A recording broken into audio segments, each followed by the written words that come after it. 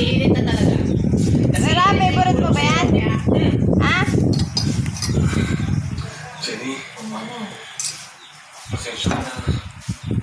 Okay na to, tita. Mga pagkukulang ko. Okay na yan. Mali ko kanina. Kung mag-sorry ka naman, parang ikaw yung may kasalanan kung bakit ako madaw si Kuya.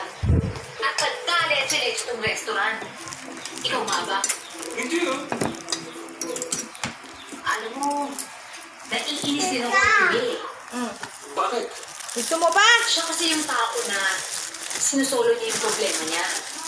Para siyang si Jasper sa A Second Chance. Wow. Ay masasabihin niya kay Bea na ayos lang ang lahat. Walang problema. Pero boom! Boom! Oy! Sasabog ka lang pala sa Ako mukha. na! Magkakatay eh. Malaki na pala yung problema.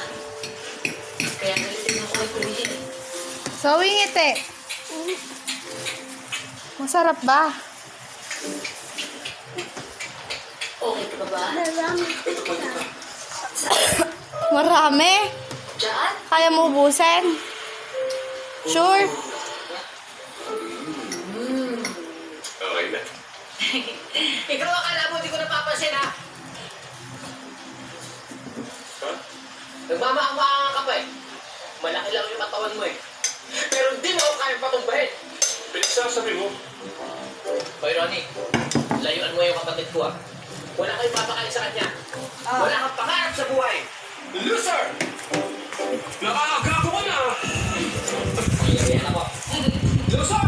Sir!